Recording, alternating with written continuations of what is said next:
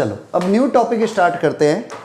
सम standard formulas के अंदर ये नए फार्मूले आएंगे, ट्रिग्नोमेट्रिक लिमिट्स।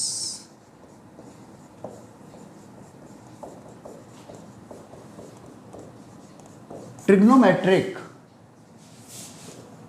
लिमिट्स, कुछ स्टैंडर्ड लिमिट्स की बात करेंगे हम और उनके फार्मूलों की बात करेंगे। डेरिवेशन हुआ कैसे ये भी बताता हूं। जैसे फर्स्ट फार्मूला है मेरे पास, limit x tends to 0 sin x upon x is equal to 1। Limit x tends to 0 sin x upon x is equal to 1। देखो तरीके कई है इसको प्रूफ करने के। अभी मैं एक सिंपल रूल लगा रहा हूं बाय एक्सपेंशन, बाकी जरूरी नहीं है कि आप यही मेथड अप्लाई करो, ठीक है। दूसरे तरीके आने वाले टाइम पर और पता चल जाएंगे आपको। देखो प्रूफ करते हैं।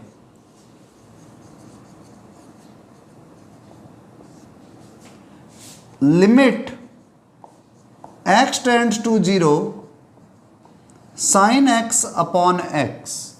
अब बड़ा सीधा सा रूल है, अगर आपने x को 0 पुट कर दिया, साइन 0 0, नीचे भी 0, तो 0 अपॉन 0 फॉर्म बन जाएगी। मीन्स ये भी टेंड्स टू 0 है और अपॉन वाली वैल्यू भी टेंड्स टू 0 है। तो आप इसे सीधा तो पुट कर नहीं सकते, तो आपको क्या करना पड़ा, साइन x का एक्सपेंशन करते हैं।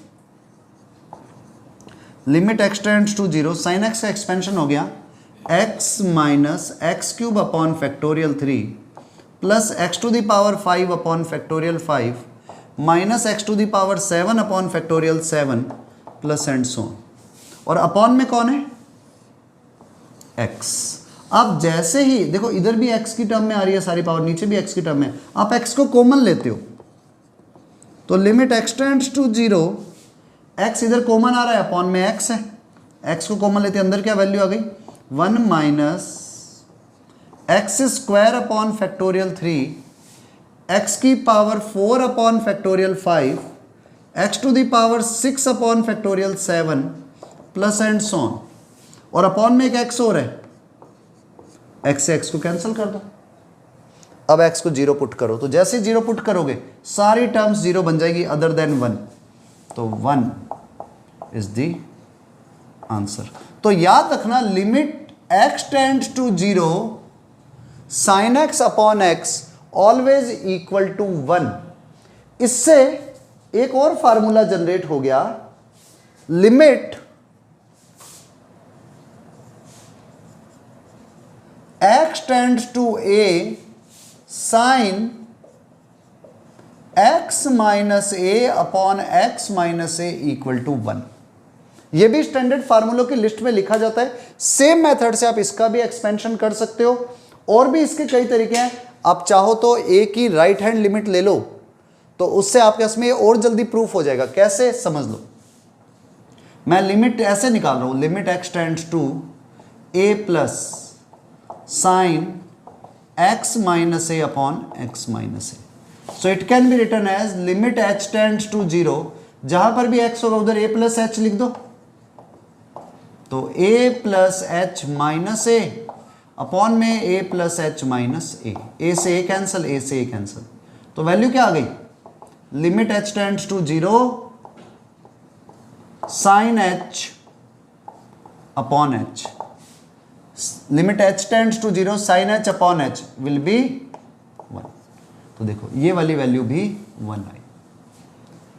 अब इसमें समझने वाली चीज क्या है, बहुत सारे लोग ये समझ लेते हैं limit x tends to 0 sin x upon x equal to 1 है, तो इसका वो सीधा सा मीनिंग लगा लेते हैं, अगर अंदर वाली वैल्यू भी 0 की तरफ जा रही है और अपॉन वाली वैल्यू भी 0 की तरफ जा रही है तो ये 1 होगा। ये कंसेप्ट ठीक है, सही है, लेकिन याद रखना है ये वैल्यू भी 0 की तरफ जाए और ये भी 0 की तरफ जाए, पर ये दोनों वैल्यू सेम होनी चाहिए।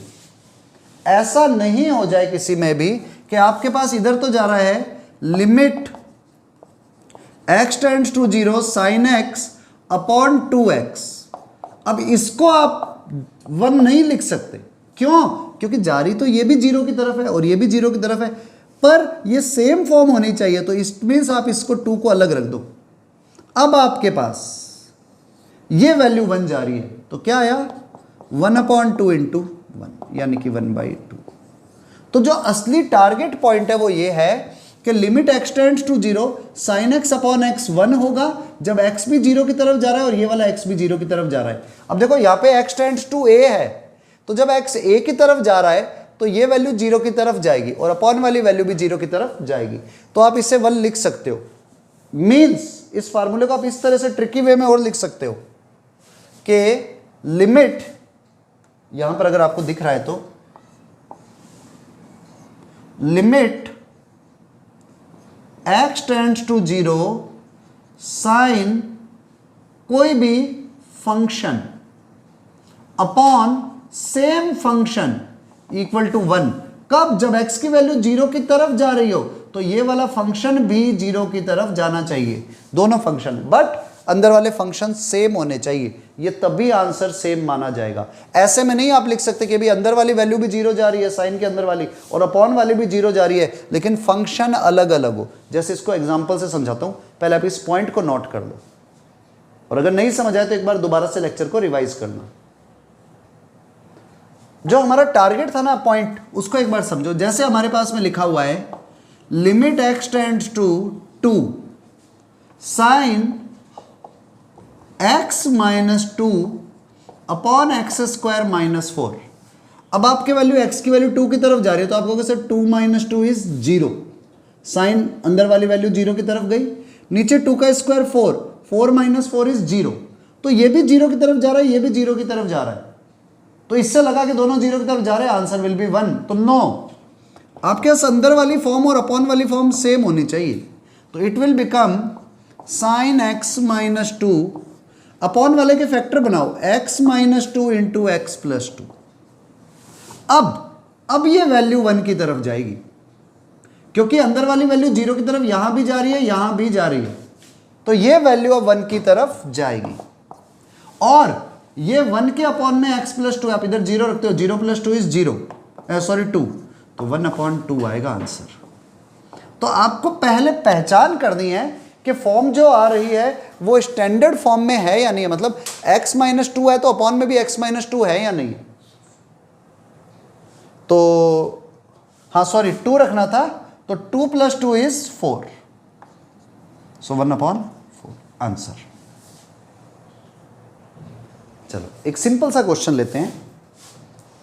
Question is limit x tends to 0 1 minus cos x upon x square.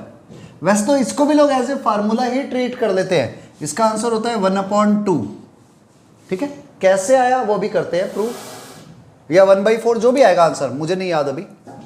तो हम क्या करेंगे, limit x tends to 0 1 minus cos x का फार्मूला होता है 2 sine square x by 2 trigonometry upon x square. So it can be return as 2 into, और limit चल रही है यहां पर, तो लिमिट x टेंड्स टू 0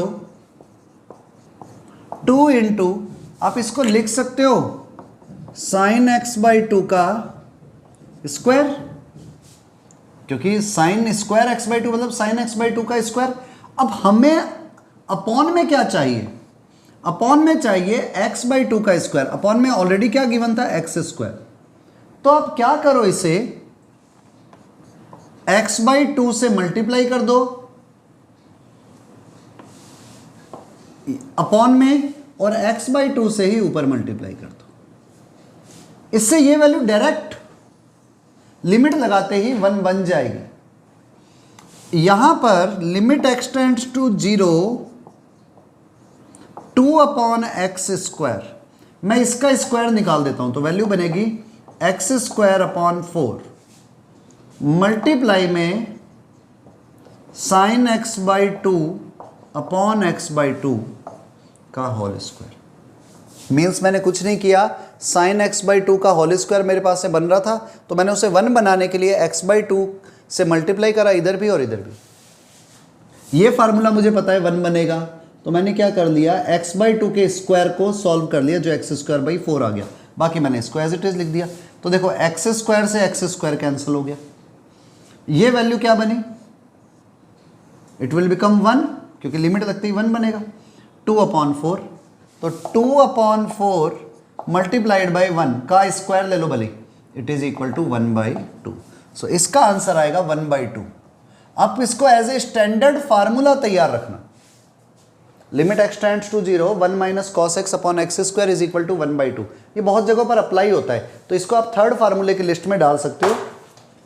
मैं इसको रेड कलर से कर देता हूं cover, so it is third formula. Okay, write down.